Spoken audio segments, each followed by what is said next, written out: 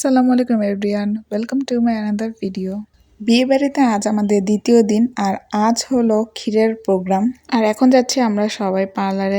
যেহেতু ক্ষীরের প্রোগ্রাম ও হলুদের প্রোগ্রাম মতন সন্ধ্যার বেলাই হয়, তাই আমরা বিকেল দিকে চলে গেলাম পার্লারে।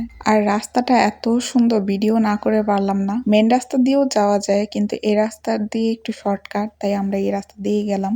আর এই রাস্তাটা অনেক সুন্দর, এর উপরে যাচ্ছি ভ্যানে করে, তাই আরো বেশি ভালো লাগছিল। এটা হলো আমার ক্ষীরের প্রোগ্রামের শাড়ি। এই শাড়িটা বিয়ে বাড়ি থেকে আমাকে দেওয়া হয়, আর বিয়ে বাড়ি থেকে আমাকে ক্ষীরের প্রোগ্রামের জন্য শাড়ি দেওয়া হবে, এর জন্য আমি আর ক্ষীরের প্রোগ্রামের জন্য শাড়ি নিয়ে যাইনি। আমি শুধু জুয়েলারি নিয়ে এসেছি, এর জন্য কালারফুল এই সেটটা নিয়ে এসেছি, যেন শাড়ির কালার যেরকমই হয় সবটার সাথে যেন পরা যায়। শাড়িটা যেমন সুন্দর ছিল, শাড়ির সাথে এই কালারফুলটাও কম্বিনেশনটাও খুব ভালো এসেছে। তো বাসায় আসতে আসতে সন্ধ্যা হয়ে যায়, আর এই হলো আমাদের হলুদ বা ক্ষীরের বউ। আর বউয়ের সাথে ছিল বউয়ের বান্ধবীরা। বান্ধবীর বিয়ে বলে কথা, তাই সেই গাজীপুর থেকে চলে গেছে বান্ধবীরা বান্ধবীর বিয়ে খাওয়ার জন্য। বাসায় এসে দেখলাম ক্ষীর রেডি, আর ক্ষীরের সাথে আরো কিছু আইটেম রেডি করে রেখেছে যেগুলো দিতে হয়। ক্ষীরের বউ রেডি, ক্ষীরও রেডি। এখন ক্ষীর আর বউ দুইটাই নিয়ে যাবে স্টেজে। তো বউকে স্টেজে নিয়ে যাওয়ার জন্য বউয়ের এক ভাবি নেচে গিয়ে বউকে নিয়ে যাচ্ছে।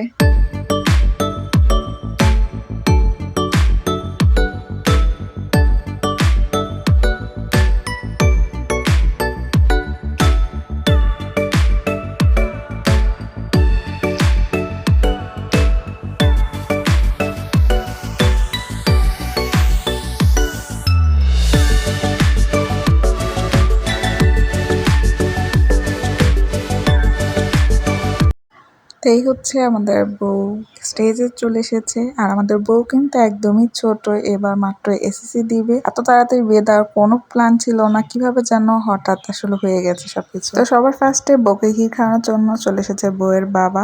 এরপর একে একে সবাই বউকে ক্ষীর খাইয়ে দিল।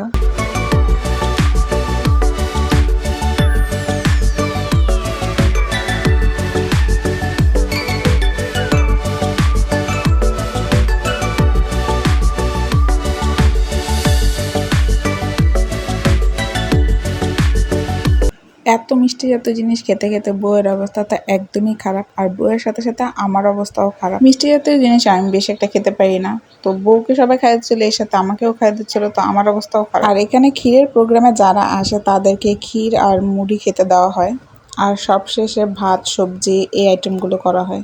যেহেতু আমি এইখানে ব্যস্ত, তাই ওই সাইডটাতে আমার বেশি যাওয়া হয়নি। তো খাওয়া দাওয়া পর্ব শেষে এরপরে সবাই আবার স্টার্ট করে দিল ডান্স করা। তখন ভাবে একা নেচেছে, আর এখন মা মেয়ে দুজন একসাথে ডান্স করছে।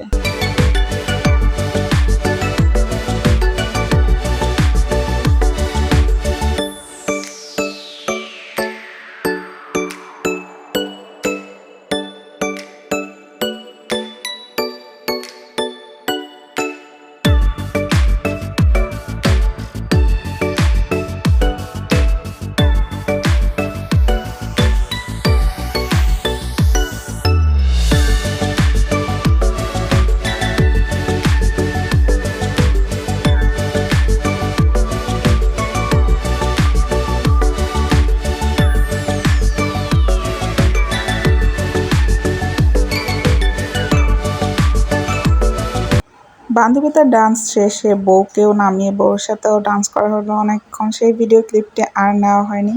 তো এখন অনেক রাত, প্রোগ্রাম আমাদের শেষ।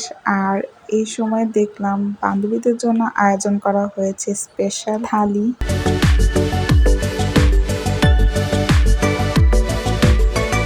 আর এইদিকে আগামীকালের প্রোগ্রামের আয়োজন শুরু হয়ে গেছে। একদিকে বাড়ির মহিলারা সবাই উঠানে বসে কাজ করছে, আর এদিকে ছেলেরা গরু খাসি কাটায় ব্যস্ত। বাড়ির সামনে যে আম বাগান, সেখানেই খাবারের আয়োজন করা হয়েছে। আমি এত বেশি টায়ার্ড ছিলাম, ইচ্ছে করছিল কখন ফ্রেশ হবো আর একটা ঘুম দিব। আর এদিকে আমাদের বউ আমাকে টেনে রাস্তা নিয়ে এসেছে, এখন এখানে বসে নাকি তার একসাথে ছবি তুলবে, তাদের সাথে টাইম স্পেন্ড করতে হবে। তো আর কি করা, বউয়ের আবদার বলে কথা। এর জন্য সব ক্লান্তি এক সাইডে রেখে এখানে এসে ওদের সাথে কিছু সময় দিলাম, আর সেটা আমার কাছেও ভীষণ ভালো লেগেছে। আমি ওদের সম্পর্কে মামি হই, কিন্তু দেখে বোঝার উপায় নেই, মনে হচ্ছিল আমিও ওদের ফ্রেন্ড হই, কারণ খাওয়া দাওয়া উঠা বসা সবকিছু আমাদের একসাথে হচ্ছিল। আর এটা আমার শ্বশুরবাড়ির সাইডের ফার্স্ট কোনো বিয়ের প্রোগ্রামে অ্যাটেন্ড করলাম, সেই হিসেবে ওরা আমাকে 1 মিনিটের জন্য একা ছাড়েনি, প্রতিটা মুহূর্তে আমার সাথে সাথেই ছিল সবাই, তাই আমার কাছে একদমই আনকমফোর্টেবল ফিল হয়নি।